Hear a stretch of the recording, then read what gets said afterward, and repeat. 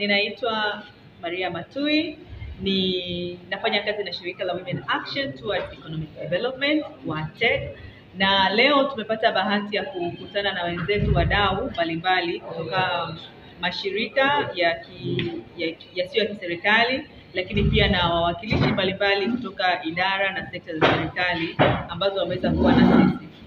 Katika makutaniko yetu haya leo sana ilikuwa ni kuweza kuzungumza kwa ujumla juu ya uhakiki wa lazima wa haki za binadamu na mazingira.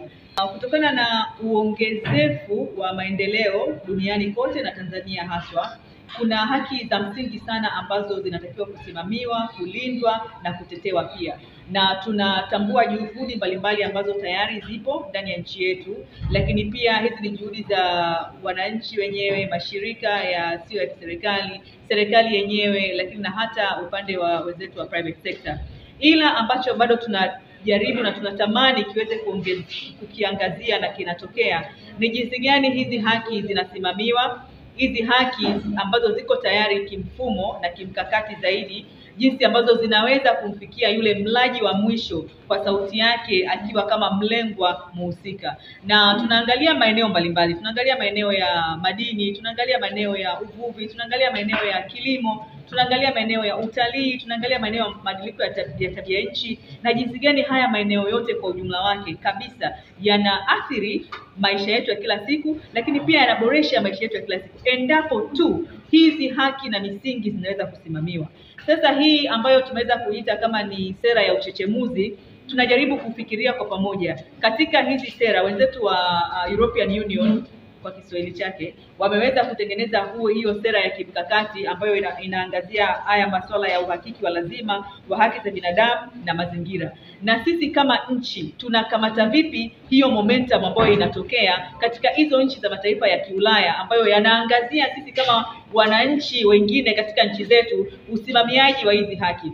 Ni jambo moja European Union kuweza kutengeneza huo mfumo wa kusimamia hizo haki za kibiashara, lakini kama nchi na kama wananchi na kama wadau mbalimbali tunakamataje hiyo fursa iliyopo pamoja na michakato ambayo bado inaendelea? Tunafahamu Shrag wanatengeneza huo mkakati wa National Action kwenye Business and Human Rights, lakini pia tunafahamu kuna sheria mbalimbali ambazo zipo zinazolinda mazingira lakini na mabadiliko ya tabia nchi. Pamoja yanawezaje kuleta hizi issues pamoja? Mwanamke, mtoto wa kike, mtoto ambaye yuko kwenye mazingira hatarishi. Tunaona viwanda vinavyojengwa kwenye maeneo ambayo wananchi wanaishi katika yale maeneo. Zinapotokea adhama kama hizo, kuna jinsi gani ya kuweza kuwalipa fidia hawa watu wanaoathirika? Kuna taarifa gani zinawafikia wale watu kwenye maeneo yanayoathirika? Tunaona sasa hivi kuna ongezeko mfano la uwekezaji wa sekta yetu ya nishati safi ya kupikia, lakini kuna ongezeko pia la matumizi ya nishati ya kutumia kwenye magari, vituo vya mafuta vinavyoongezeka na matumizi yake katika maeneo ya makazi. Mfano, je, wenzetu wanaolinda na kusimamia mazingira, kuna taarifa gani zinazotokea katika haya maeneo? Mfano, ulinzi inapotokea dharura, hawa watu wameelimishwa kiasi gani? Maeneo yanayowekwa hivi vituo ni maeneo gani? Maeneo ya mashule mfano, kuna athari gani? Kuna jinsi gani ya kuweza kuweka ulinzi? Kuna ushirikishwaji wa aina gani? Sheria inasema nini? Kuna kitu kinaitwa fair and prior informed consent. Nina haki ya kupewa taarifa ili niweze kutoa maamuzi katika uwekezaji huu.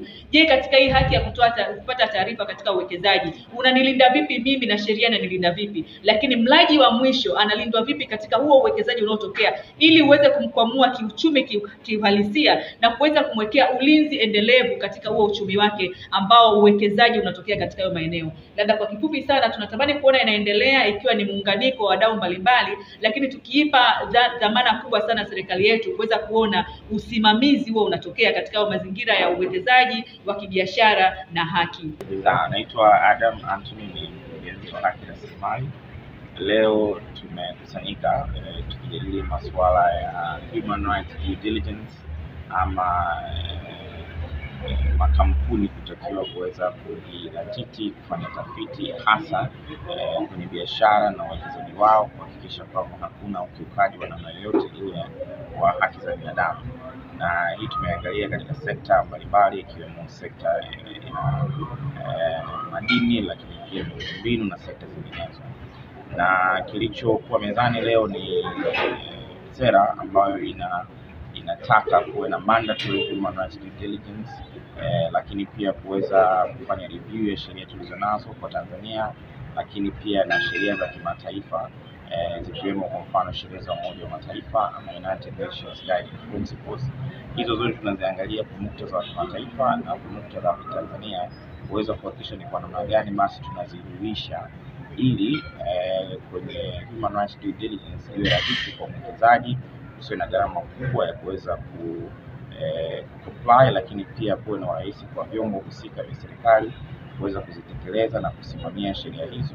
Lakini kubwa zaidi ni kwa wananchi ama jamii husika ambao zipo katika maeneo haya ya uwekezaji kuweza kujua ni kwa namna gani basi kunakuwa na vitendo vya ukiukaji wa haki za binadamu, kwa namna gani wanaweza wakapata haki zao, au ni vyombo vipi husika wanaweza kwenda na ni sheria gani wanaweza kuzitumia. Katika human rights due diligence, moja hapa jukumu la makampuni makubwa ni kuweza kuhakikisha kwamba hata yale makampuni madogo wanafanya nao kazi ama subcontractors pia wanafuata sheria, kanuni na miongozo ya nchi husika.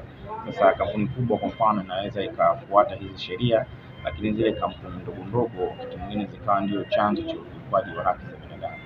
Kwa mfano kampuni A inaweza ikawa ni mwekezaji na mchimbaji wa madini na inafuata sheria zote, wakaajiri kampuni labda ya ulinzi ambayo ni subcontractor. Kampuni kubwa ikawa kabisa na mikataba ya wafanyakazi na wanatoa stahiki zote, lakini kampuni ndogo iliyoajiriwa kama subcontractor ikawa hakiji vigezo. Sasa kwa sababu hiyo basi sheria hizi ndio zinawataka kampuni mama, makampuni inayoajiri kampuni nyingine hizi subcontractors, kuweza kuhakikisha kwamba hata zile kampuni ndogo wanazozipa kandarasi na zenyewe basi zinafuata sheria, zinafuata kanuni za nchi husika. Jina langu naitwa Pendo Fundia, natokea NEMC kanda ya Mashariki Kusini, ambayo inajumuisha wilaya za Mafia, Mkuranga, Kisarawe, Kibiti na Kigamboni. Sera hii ya uhakiki wa lazima wa haki za binadamu na mazingira ni ya muhimu sana kwa jamii yetu ya Tanzania, kwa sababu cha kwanza itakuwa inaleta ushirikiano kati ya sekta mbalimbali. Pia italeta ushirikiano kati ya ngazi mbalimbali za kijamii pamoja na makundi tofauti katika jamii. Italeta ushirikiano kati ya sekta za uchumi ambazo ni kama uchimbaji wa madini, uvuvi, kilimo na mambo mengine, elimu na mambo mengine pia.